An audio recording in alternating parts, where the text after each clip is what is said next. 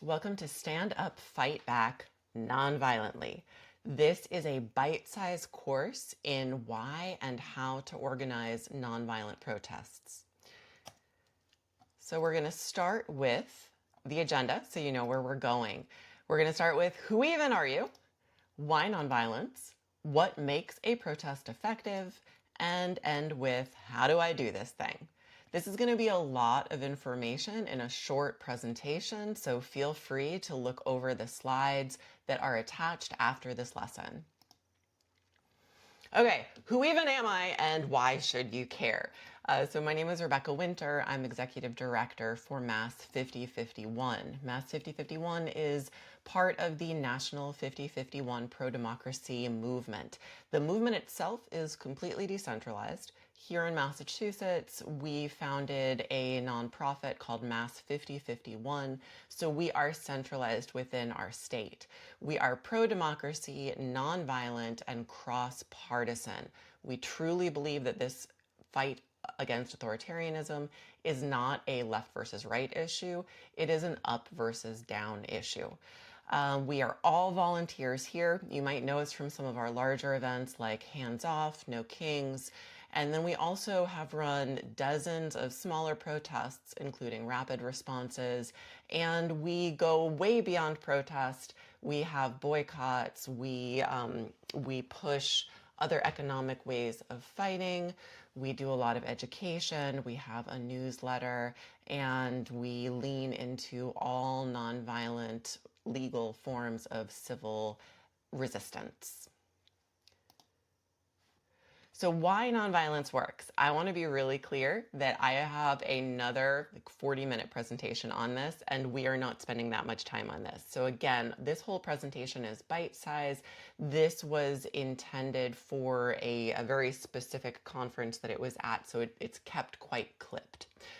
But let's look at it. So nonviolent movements, when we look at the research, they are significantly more effective than violent movements in overthrowing authoritarianism. There are a lot of things that have to happen to overthrow authoritarianism. We look at the pillars that support the authoritarian regime, and we want to topple those pillars while also bolstering the pillars of democracy. So that takes a lot of different strategies from a lot of different types of groups. Our group focuses on the lane of big tent and nonviolent. One of the reasons is that for a nonviolent movement to be effective, it needs a lot of people. And for it to be able to fit a lot of people, it needs to appeal to what we call a big tent or a wide variety of individuals. So for myself, I am an educator, I am a mother, I am disabled, and I'm queer. I am not the type of person that's going to pick up a gun and get on the front line. That is just not where I fit in this fight. It's also not what I want to be teaching my children and the next generation to be doing. So for me, a nonviolent movement is the most effective place for me to be. It also means that we attract people from all ages, from all walks of life, we have lawyers with us, we have veterans with us, we have people who are disabled, we appeal to the unions, we appeal to families. Basically, we try to make room for as many diverse individuals as we can, as long as we can agree on two things. We uphold civil rights, civil liberties, so we have to respect everybody that's under that tent with us, and we are all working together to hold up that tent pole of democracy. That is truly what we're fighting for. And the end result that we're looking for, if you look at the very last bullet point on this slide, is that we find that strong nonviolent movements end with greater stability in the resulting democracy. I want to be super duper clear that no one in our organization is saying we want democracy back. Democracy in America has been broken for a very, very long time. What the Trump regime has been able to do in their time in office is a symptom of the breakdown of our democracy that happened decades before this administration took office. So we are not saying that things have been peachy keen. We're actually standing up and saying they have not. Things have been broken. And the democracy that we want in the future is a completely different, reimagined democracy that truly is for and by the people. And we mean all people. We're done with sticking marginalized people under the bus. So we all need to be able to come along together. And this is something that's going to be a long fight. It's going to take years, if not generations, to get to that point, but we truly believe it's possible. And the immediate issue that we're fighting in this country right now is the pushback against a very quick shift into authoritarianism that's happened over the last 10 to 15 years. So there are lots of different types of mass mobilization. I know that we're going to be focusing on protest in this presentation, but I want to be really clear that there are so many different nonviolent tools that we can be choosing. So economic pressure is one of the most effective tools. It's also one of the tools that Americans are the worst at. We are so comfortable, and the people who aren't comfortable are so instably comfortable that if they pull back, it could have significant impacts on their families and their communities. So we need to be creating networks, which I'll talk about in a little bit. So economic pressure like boycotts, like general strikes are incredibly effective. They can also be, especially when it comes to general strikes, really, really difficult to pull off in a way that doesn't harm marginalized communities. Legislative engagement. This is something that we haven't done in a long time in this country. A lot of people believe that it doesn't do anything when you call your when you call your electeds, when you go and you lobby. It actually does. It's actually incredibly effective. And MAGA has been taking advantage of this, and the wealthy have been taking advantage of this, and corporations have been taking advantage of this. And we have allowed our rights to be torn away because we haven't spent enough time being active in civics in our country. And then mutual aid. So this is where we talk about building that building that resilience and taking care of our communities. Mutual aid is so important. When I say mutual aid, I mean creating social safety nets like food pantries, like places where people can get medical care, help with child care, help with rent, help with legal fees. So basically, how do we care for our communities together? That has to be part of this, especially if we want to be effective with something like a general strike. Storytelling. Storytelling is a huge, huge, huge part of movements. We are drawing people in. There's an emotional component to that. So tools that are great for storytelling, social media. Social media is a double-edged sword, but it can absolutely be amazing for disseminating information. Also op-eds, newsletters, Substacks, and other sorts of writing.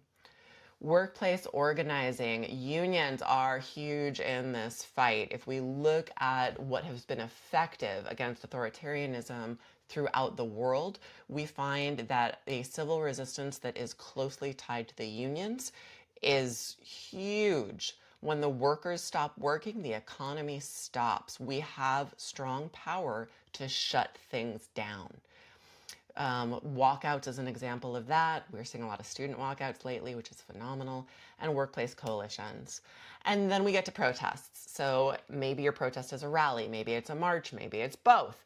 And I just want to mention, since I'm listing out the different types of effective nonviolent actions, that nonviolent direct action can be a great tool for those who are willing to bend what is legal. So with nonviolent direct action, which is sometimes called civil disobedience, it entails planning out a scenario that is nonviolent but sends a very strong, very public, very visible statement.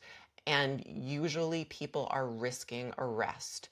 An example of this recently was veterans that went to DC and they stood in the White House with signs against the war in Iran. This was very, very well planned for. They stood in formation. They did not bring in their cell phones. They had an entire team of people that were not on site, ensuring that the press was notified, that social media was spinning up. that there were lawyers on deck to help them because they, again, were expecting to be arrested. So this sent a really beautiful visual. It was incredibly impactful to see these veterans being arrested by DC police, and um, and it was again non-violent, but it bends that boundary of legality. So you've got to be thoughtful about if that risk is the risk that you're willing to take. Oh, and one more note on that. I just want to be really clear that so there are actually classes for NVDA, and if this is something that you're interested in doing, I highly recommend getting trained. One example that I love to give is about how much planning goes into these things is when we look at the story of Rosa Parks, many people just know that story of, well, she couldn't take it anymore. She got on the front of that bus and she refused to move. What people don't realize is that was 6 months of planning, and was an entire support team behind her, making sure that that event was as visible and as successful as possible. So these things aren't done on a whim; they are planned for if you want them to be effective. What makes a protest effective? So now we're going to get into the actual protest planning. First off, having clear demands. Sure, you can go out and you can yell at the sky and you can go home. That will not do anything. Protests in general, a lot of people come at it and they say, what does it really do? What's the point? You're just like yelling at people and then you go home and nothing has changed. That's not true. The point of a protest is that you're building visibility, so you're showing your power. You're creating community amongst the people who are showing up for that protest. Creating that community helps create resilience, and it also helps convert people from event goers, someone just showing up to a protest with a sign, into actual activists. And I'm going to talk about some tools to help flip that switch as well. So one of the things that you really need to have are clear demands. What do you want? Why are you going out there? Make sure that that clear demand is specific. Make sure that it is either winnable in short term or it is directional, as in it is going to be an incremental win getting you towards your goal. You want to have strong messaging. I'm going to use that word storytelling a lot. It is important. It draws people in and it gets people fired up into action. So make sure that you think through what is that story that you want to tell? How do you want to tell it? And then how do you want to share that story? And then people power. Nonviolent civil movements are most effective when they are large. So I think that like the small standouts, especially in red towns, are so moving, so impactful and important. And the things that really move the needle are when you have these really large protests where people can see that drone footage, that helicopter footage, and go, wow, a lot of people care about this. I should care about this too. So you want to have as many people as possible. And I say the more diverse, the more impactful. And when I say diverse, I want to be really clear about that. So yes, I do mean that you want to have Black and brown and indigenous people there, and immigrants, and LGBTQ, and people who have a diversity of age, diversity in socioeconomics, diversity in ability. So when I say diverse, I mean everyone. Diversity means a lot more than just race. So now how do we do this thing?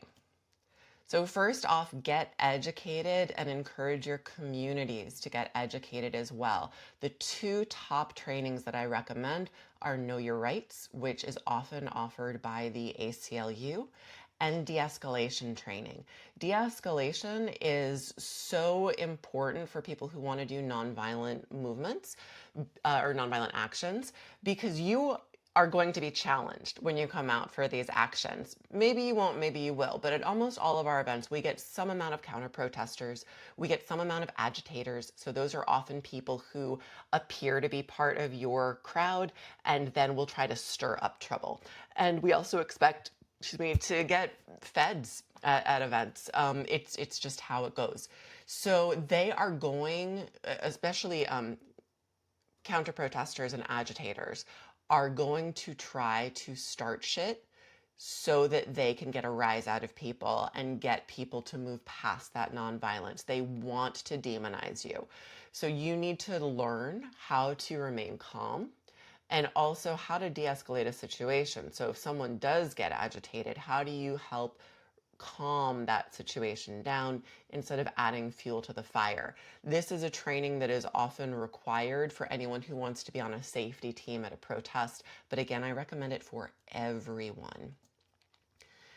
Then get your ideas on paper. So again, you want to start crafting that story.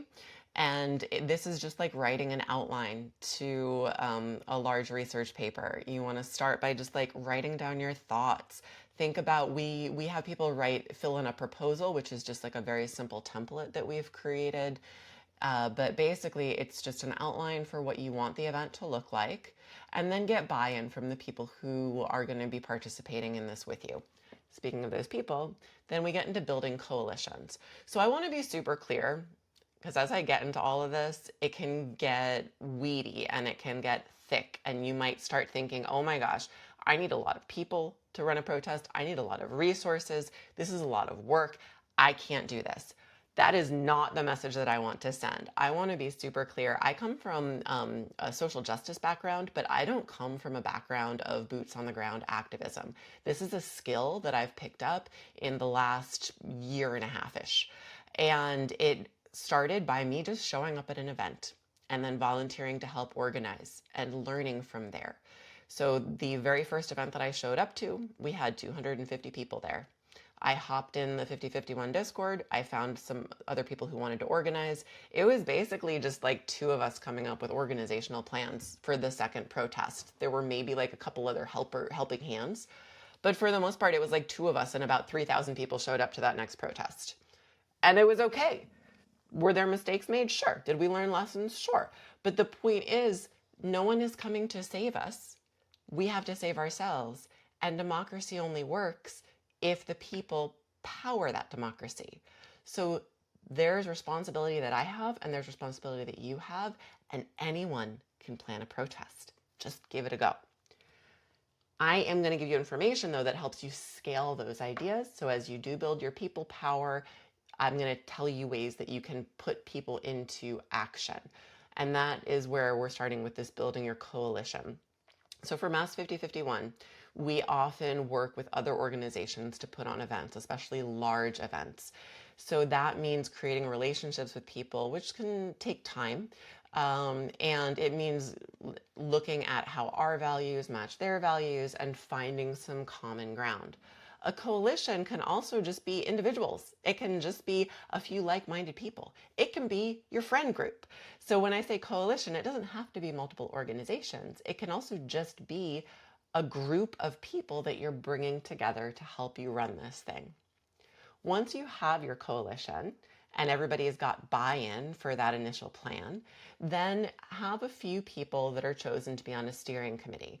Think of your steering committee as the project managers for your protest. They're going to be having that bird's eye view, and they're going to get report backs from all of the different teams that I'm going to show you on the next slide. Choose a location. That's important to do up front because you're going to want to get communication out up front, and you may or may not want to pull permits, which is my next point. So pulling permits, this can be a spicy debate in the activist world. There are some people that it's like always permits and some people never permits. We are middle of the road when it comes to this, and I'm going to tell you why. First, I want you to know that legally, you do not need a permit if you are protesting against something political, if it is a response to a political action in the United States. So you do not need a permit to protest. When we do small protests, especially if they are rapid responses, also known as emergency protests, we often do not pull a permit. We don't have the time to pull a permit, and the situation dictates that we just get out there as quickly as possible. So that's a great example of, just get out there, do your thing. When we throw the really big events, like Hands Off or No Kings, where we're expecting over 100,000 people there, then we owe it to the group coming to create an environment that's going to be as successful as possible for that rally. So in the case of No Kings, as an example, our last one, which is No Kings 3, I don't know when folks are going to be watching this video, but the one that we had in in March of 2026, we had a large stage, we had professional audio system. There were repeaters for that audio system around Boston Common. We had to get barriers for security. We had to get porta potties. You have 100,000 people. Starbucks isn't going to be thrilled if you say, oh, just go buy a drink and use their code. No, you need porta potties. We paid for, we had 50 organizations that were tabling, so we paid for those tables and those chairs and the canopies and had them professionally set up by a vendor. So anytime you're going to be using a vendor is going to require a permit. The city is going to require a permit if you do something like, in the case of a stage, dropping the stage the night before. You can't just do that without a permit. So for the really large events, it makes sense to have a permit. There are some exceptions to this. There are absolutely cities that do huge marches that are unpermitted. And I want to also be really clear that whether to pull a permit or not very much depends on the location that you're in. So I'm speaking from a Massachusetts, from a Boston-centric space. So we pull the permit if it's large or we have vendors, and we generally don't pull the permits if they're small. And then build your teams. So let's look at what those teams look like. So this is, again, where I'm going to say, just take a breath. Know that you don't have to have everything that I'm about to show you. There's going to be a lot of information on this one slide. This is going to be a great slide to refer back to when you are planning that protest and when you are starting to build your support network, your coalition, so that you have more helping hands. More hands make for lighter work. But nothing here is prescriptive. There are absolutely things that you can pick and choose from, like a menu. So please don't let this slide overwhelm you. So I'm going to start with safety, because safety is the heart and soul of the protest. There is a very common chant that the safety team and folks coming to protest say, which is, who keeps us safe? We keep us safe. And that is true. That is us standing up in solidarity with our community. The safety team is the front line for safety for the protest. Part of the reason that that is the case is, A, we trust our community, right? We keep us safe. And B, we don't want police to be the first line of defense there, due to the systemic issues and harm that has been caused, that has created a lot of dis and mistrust between police and activist communities, and especially Black, Brown, and Indigenous communities. So we want to be respectful of that, because we want the people attending the event to feel safe, or at least as safe as possible. You're always taking a risk when you're protesting, but we want them to feel as welcome and as safe as possible. So we have what are called sometimes marshals or peacekeepers. They might just be called safety team members. Lots of different groups have different names for them. But these are the folks who are trained in de-escalation. They're the folks that are always going to be watching out for issues. They often make a perimeter around the event and then are stationed at specific places within the event. I recommend having at least one medic. So if things really, really go sideways, if a bomb goes off, if, God forbid, someone gets shot, call 911. I'm sorry, we're not playing with people's lives here. Call 911 if a true emergency happens. Most of the time, you're not dealing with those true emergencies. You're dealing with things that trained medics can handle, like bruises, scrapes, sprained ankles, people with heat exhaustion, someone who maybe is having any sort of like minor medical issue. And then if you are in a, let's say, spicier location where you might be risking tear gas, rubber bullets, things like that, that still you don't necessarily need to go to a hospital for, but medics can be extraordinarily helpful for that. So think about your crowd size, make sure you have enough medics to support the crowd, make sure that your medics are credentialed, and then decide if the medics are able to provide medical supplies or if you want to provide those for the medics. Usually medics want to bring their own supplies.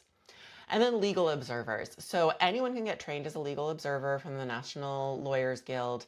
And you can also contact the NGL and ask them to send legal observers. It's often recommended to have multiple legal observers at events, but at least having one is really, really helpful. Couple reasons for that. If things do go sideways, you have someone who was trained to be observing and documenting, and that can help separate fact from fiction. You also, we also need to realize that these are unprecedented times, and at some point in the future, there will likely be historians who want to look back at this time, and having that documentation is key, again, for separating that fact from fiction. So then your program, let's get fun now. So this is where you want to think of what kind of program do you want? Do you even want a program at all? If you're doing a march, maybe you need a bunch of chant leaders. But if you're going to have a stage program, you're probably going to want an MC. Some MCs are also chant leaders. You might want some speakers, and think about what type of speakers you want. We always have the debate of should we allow politicians or not. If you do have politicians, assume they will always talk too long. So that's something that you guys need to decide as a committee. Do you want performers? Adding in music is so motivational for people. There's so much amazing protest music that's coming out right now. And we love mixing speakers with music to get people jazzed up. Creative resistance is also huge. So that's using art as resistance, protest art. So think about things like beautiful visuals from the sky. If you have a drone, are there giant signs that could show up to the sky? For one of our events, for two of our events actually, we had interactive murals where people could go up and write their commitments to activism moving forward. We had an ice sculpturist who came to one of our events and carved these 300-pound blocks of ice into a sculpture that said "End Ice." Those things, like anything that's really visual and causes disruption in a good trouble way, is amazing to have as part of these protests. And then someone from your program committee is going to want to be the day of stage manager. That's going to be someone who ensures that the acts are running on time, that the speakers and performers feel cared for and understand what is happening in the program. Now, logistics. So what do you need on site? So do you need an audio system? Is it something that you can borrow, that you maybe already have an audio system, or do you actually need a professional vendor for that? Do you need signage? Do you need a stage? Or can you think about having your event in a place where there's already a stage built in? If I look at Boston Common, something like Liberty Mall where there are stairs, or the Parkman Bandstand where there's a I am not thinking of the word for that thing, but basically a round raised platform. Gazebo. There we go. There's a gazebo there. And if there are going to be people tabling, do you want to provide tables and chairs and canopies, or do you want to ask the people tabling to bring those? I highly recommend having tabling if you can do it. It is a great way to connect people with local organizations. You can also have mutual aid organizations come to collect donations for various groups. So tabling can raise the impact of these events. You're going to want to think like, do you need porta potties? Do you need barriers for security? Make sure you're taking care of your people, have snacks and water on hand. That's also helpful for the medics to have in case someone does have any sort of low blood sugar incident or hydration issue. And then from your logistics team, you're going to want to define people who are going to be working that setup and cleanup crew. Communications. How do you tell your story? How do you tell it in advance to get people out there? Then how do you tell it during and after the event? So great tools to spread the word: social media, Old school flyering. We have a street team that goes out and hangs flyers around town. Definitely check in with your town or city's laws on that because they vary. And we do try to stay lawful with where we put our flyers up. We don't really want to be fined. And more importantly, we want the signs to stay up. So if we put them in a place where the police are just going to rip them down, that's a waste. So yeah, check in on the laws before you go out and flyer. Newsletters are great and newspapers as well. And then if I highly recommend doing press releases, so outreach to media. There are often media people who can help you with this, and there are courses online if you want to learn how to do that skill yourself. Then from that communications team, choose a day of media rep. That person is going to be the person to interface with the press who come to your events. Even if you don't do press outreach, you will likely find that some folks will show up. And so it's really helpful to have that media rep to greet them, to be able to do interviews, and to also connect press with other people they might want to interview, like performers or speakers. And then accessibility. So this is often the most overlooked thing in protests. And I will be totally honest that when it comes to a rapid response, an emergency protest, when we have very, very little time and resources, we can't always make our events as accessible as possible. But it's something you should always just take a beat and think about, because sometimes there are small, easy ways to make your protests more accessible. And that, again, is community care. And it is also adhering to what we're trying to do with a big tent to make our events as open and welcoming to as many people as possible. So some things you might want to consider for accessibility. Can you get ASL interpreters if you're having a speaking program? Are there other language interpreters that you should consider getting to support the crowd that you have? Is the protest area accessible for those with physical limitations? Is there a seating area for people who can't stand for long periods of time? Is there a chill out area for folks who get overstimulated? Is there a family area so that children have things to do while their parents are engaging in civics? And is your protest accessible by public transit, or can you offer some sort of transportation option? So that was a lot. I'm going to end here with a quote. This is by Jim Craig, one of our volunteers. The power of nonviolent protest cannot be overstated. It has the ability to overthrow governments, stop wars, and save lives. It can build coalitions and unite people who otherwise agree on practically nothing through its quest of a common cause found to be just and true. To paraphrase Martin Luther King Jr., it is a powerful weapon which cuts without wounding and ennobles the person who wields it. It is a sword that heals.